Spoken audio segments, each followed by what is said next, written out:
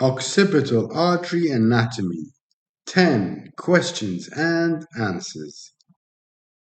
Is the occipital artery a branch of the external carotid artery? Yes, the occipital artery is a branch of the external carotid artery.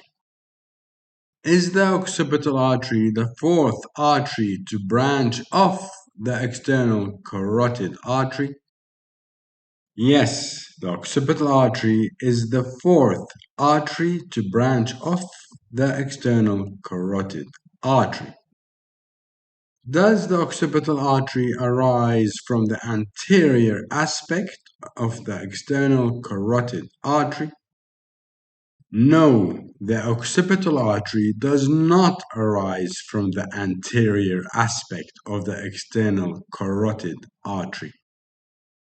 Is the occipital artery derived from the posterior portion of the external carotid artery opposite the facial artery?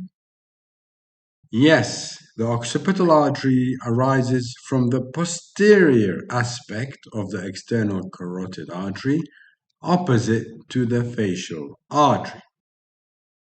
Does the occipital artery course under the posterior belly of the digastric muscle?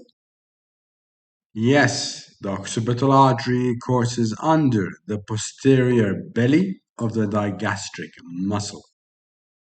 Does the occipital artery travel to reach the occipital region of the head? Yes, the occipital artery travels to reach the occipital region of the head. Does the occipital artery supply the back of the scalp? Yes, the occipital artery supplies the back of the scalp. Are there branches emerging from the occipital artery?